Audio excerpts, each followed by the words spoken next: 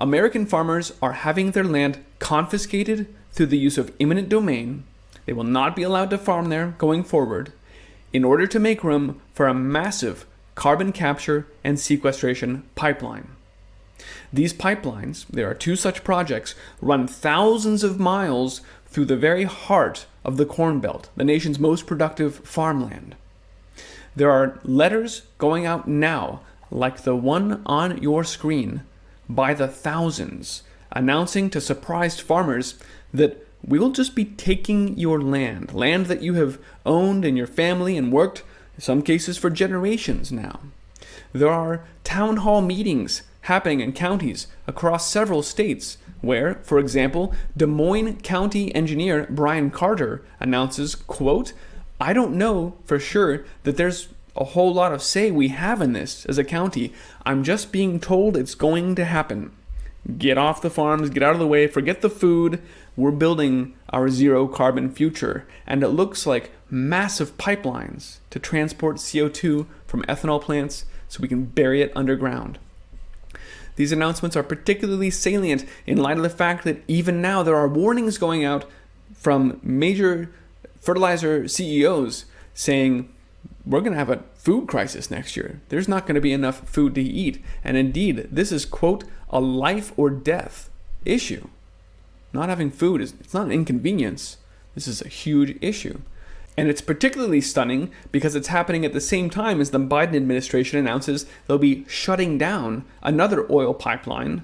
In fact, it's the Line 5 pipeline, which supplies the bulk of the energy the Midwest uses. You can read here, we'd be facing a 750,000 gallon propane shortage every day. That's how the Midwest heats their homes and their barns and keeps those operations running. Not to mention it's used for drying grains. So this is a full-fledged attack in your face on America, and we need to talk about this. So tonight I'd like to share with you this letter and review that.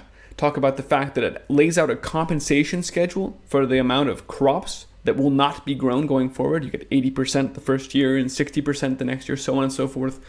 Then we'll look at exactly what are these carbon capture technologies and who are these major projects, who are the people behind them. And then I want to make it clear that this is just the beginning, that this infrastructure package that just passed means a massive expansion of renewables that even by Bloomberg's own analysis will mean building an additional 17 million acres of solar farms and 250 million acres of wind farms.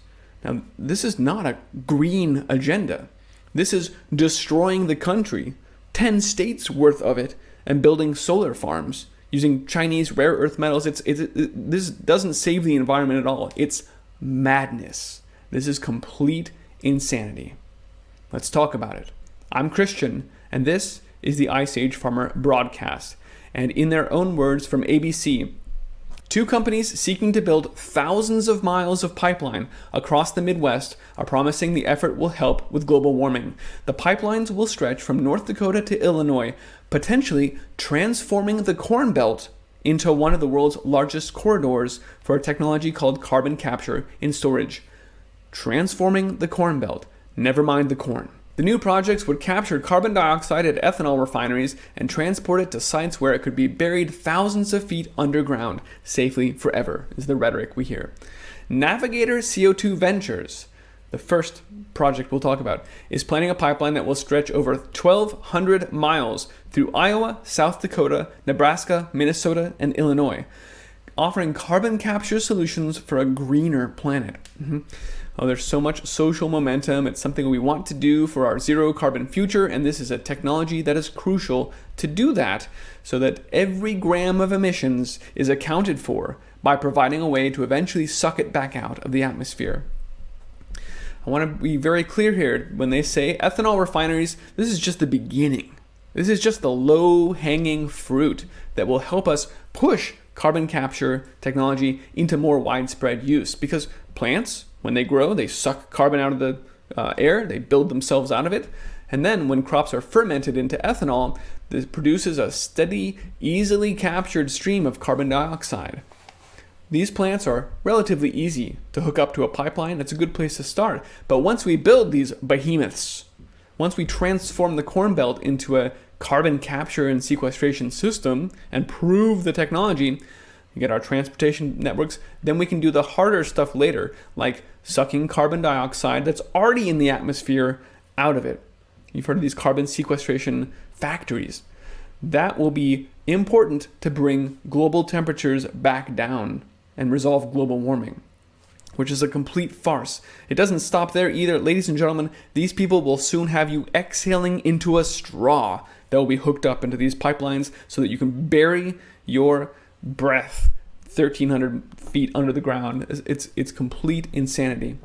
Let's look at the Heartland Greenway's own website. Heartland Greenway, a Navigator CO2 Ventures proposed carbon capture and sequestration system. It's going to provide biofuel producers with a long-term and cost-effective means to reduce their carbon footprint. Here you can see a map of the proposed pipeline. You can tell why farmers across Iowa are getting these letters, because it goes straight through the middle of it. The other project is by a company called Summit Carbon Solutions, proposing a $4.5 billion pipeline that will permanently sequester carbon from biofuels plants. Here is the map of this Midwest Carbon Express, the other also going through a lot of the primary corn producing parts of Iowa. It's just staggering. Now, I was sent this letter from Linda at the Believe Acts 2 Harvest channel, and she has a video about this letter and reviews some of it. I will leave a link to her channel below. Go check her out. She says good things, and God bless them for sharing this information, for putting this out there.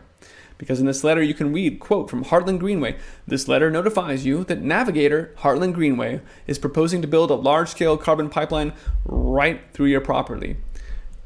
Your receipt of this letter indicates that the right-of-way in which you have legal interest could be affected by the construction project." The letter goes on to say, "Our goal is to reach voluntary agreements with all landowners along the project route, though if we are unable to do so, we may need to request the right of eminent domain to take your land even without your permission. So work with us now, or we'll just take it anyway."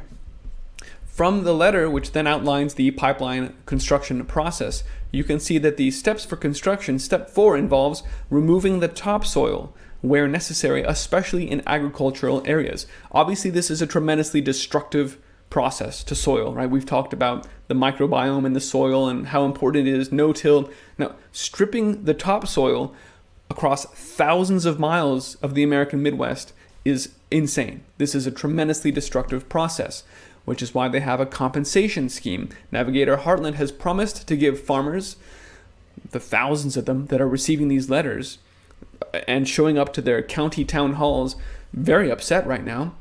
I'm hearing from dozens of people right now.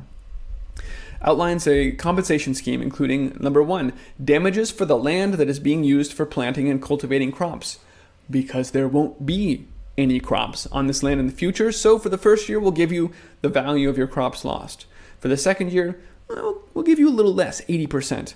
And then each year it's going to drop down like that. Third year, 60%. Why anyone would think it's a good idea to plow through thousands of miles of the Corn Belt in a year when we are hearing that there's going to be a worldwide food crisis is beyond rational understanding. In fact, it can only be understood if you realize this is a deliberately engineered crisis and they are attacking America with everything they have. This becomes even more evident, as I said, when you look at the effects of this proposed shutdown of the Line 5 pipeline, which the Biden administration is saying this is going to happen now. It's been talked about before, and so there was some analysis done on what the impacts would be. Here is one such analysis that mentions Michigan would be facing a 750,000 gallon per day shortfall of propane, leaving their homes unable to be heated and their barns for the animals. Not to mention anyone who's trying to dry grains wouldn't have the propane needed to finish those grains off. That's not to even mention the nearly 15 million gallon a day shortfall of gas, diesel, and jet fuel. Michigan would need to find an alternate supply for this, but, quote, alternatives for the above shortages are limited. meaning we would need massive investment in new pipeline infrastructure, right? It beggars belief at this point. Or we would need to significantly increase rail or trucking capacity to make up for this Line 5 shutdown. So we're going to either build new pipelines or more likely invest in rail. And the point I want to really stress tonight is this is just the beginning. For one, you heard in their own words, navigators say ethanol plants, refineries are really just the low-hanging fruit. This is just how we're going to get our toehold in the market, and then we'll be extending our pipeline, our transportation network for carbon out to all sorts of power plants and other factories. We want it all. We want to hook up everyone. Naturally, they want to hook up to as many people as possible because that's how they'll make their money.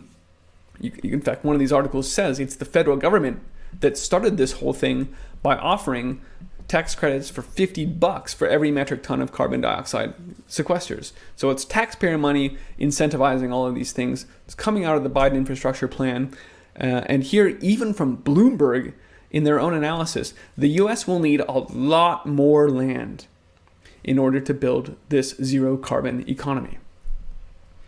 Bloomberg goes through the existing energy infrastructure and how much land that takes. It's about 81 million acres, give or take. Then that boils down, the bulk of that, of course, is already the biofuels. So here's a map of where all the corn and soybeans that are then fermented and used to make ethanol are grown. But it's also, 9 million acres of hydropower. Those are the reservoirs that have been built, the dams holding back water that then turn turbines.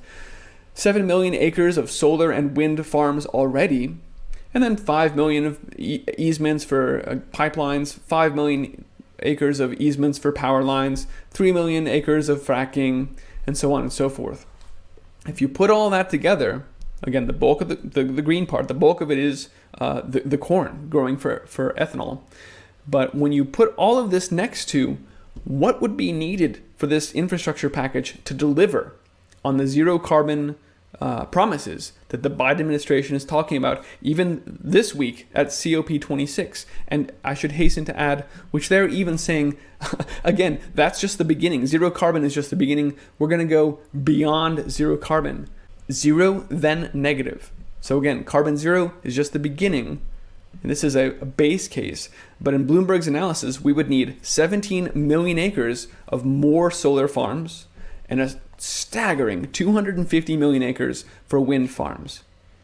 Now, if this seems like a green future to you, if this is how we achieve environmental goals by totally destroying 10 states worth, hundreds of millions of acres of the United States and building huge wind farms, it's complete insanity. And yet, it's happening. And yet, the letters are going out. The farmers are getting kicked off the farms. This is the war on farming and ranching that we've been talking about for years now. These farmers need our support right now, but the zero carbon agenda isn't just about pipelines and windmills. It's about total control of you. And if you've not already seen my report, Absolute Slavery, Deconstructing the Zero Carbon Agenda, then I would highly recommend you check it out, because I step through the UK Fires report about what it means, how our lives, how our industries will have to change in order to achieve net zero. And that includes food, where we basically stop eating meat, and where traditional farming and ranching is done. We do away with it. We change over to synthetic meat and bioreactor fermented, like corn, fake foods, synthetic foods, indoor vertical farms. Nothing natural, nothing godly. Just these disgusting things. And that's what motivates this war on farming and ranching. But it's not, again, it doesn't stop there. It ends private ownership of cars. It sees a massive growth in rail networks instead. It does away with flying. You see here, all airports except the most major hubs will close, and you'll be transferring by rail instead. Well, that's something else the Biden infrastructure package does. Gives $80 billion to Amtrak for a massive expansion of their lines, mostly to the smart cities that are designated under the Agenda 21 development map. We also read that shipping has to be shut down because, quote, there are no freight ships operating without emissions, so shipping must contract. Well, it's interesting to see that The airlines are certainly having a ton of trouble right now, given the mandates. The shipping industry is in complete chaos with massive backlogs and container shortages. Heating, electric heat pumps will replace gas boilers, and building retrofits will roll forward. That's absolutely rolling forward at a breakneck speed, and no longer just in California. Just yesterday, Ithaca, New York signed on for a complete retrofit of all of their buildings to achieve, you guessed it, zero carbon emissions. We're going to decarbonize every last building in Ithaca, New York, and switch to electric power. We're going to push heat pumps over natural gas and heating oil. That's straight from the script that we covered here. Heat pumps replacing gas boilers, and so on and so forth. Again, with that emphasis on food from my perspective, because it is the most critical aspect. Because if they control what you eat, well, you're hosed. You really have no chance but to take whatever else they literally shove down your throat. It is only when someone is independent from this whole toxic system that you can step away from it and say, you guys are crazy. And so on and so forth. Of course, phasing out all fossil fuels in the near future, which again is exemplified by that shutting down of the pipeline. So while the farmers are feeling the brunt of this attack right now and need our support, it is all of us that are targeted right now. We are all in their sights for enslavement. So what do you do? What are the solutions here? When we are facing a massive, totalitarian, centralized, satanic takeover, the solution, well, first of all, is to get close to God. But secondly, it's to decentralize. That is the answer to a takeover of this centralized system. All of us need to be growing food. All of us need to be using every square inch we have right now, growing our gardens as much as possible, pots in the windowsill. I'm talking all out, giving seeds for free to your neighbors and anyone else around, and talking about what's going on. We need to be supporting the farmers. We need to be using regenerative practices, not depending on chemical fertilizers, but doing what people have always done since the dawn of time. Get yourself some rabbits and use their manure. It is gold in the garden. It's amazing. Or chickens, if you compost it first. I've talked a lot about how to grow food. I've had great conversations that you can find with Marjorie Wildcraft or with Gabe Brown about how he has a completely regenerative, holistic animal management system, a ranch there in North Dakota, where he has zero external inputs. You don't need fertilizer to grow food. But the bottom line is that you can no longer acquiesce. Compliance does not work here. You cannot obey your way out of tyranny. It's time to stand up.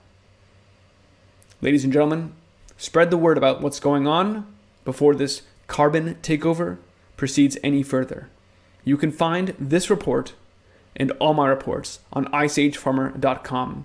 I will share the images from Linda from the letter to my Telegram group, as well as a host of other news I constantly stream there at t.me/iceagefarmer. I hope to see you there. You can subscribe to these channels if you'd like on bitshoot.com/iceagefarmer or odyssey.com/@iceagefarmer. Folks, this is it. We've got warnings about food crises next year, and the farms are being shut down, and the pipelines that keep our homes warm. The lines have been drawn. Whose side are you on?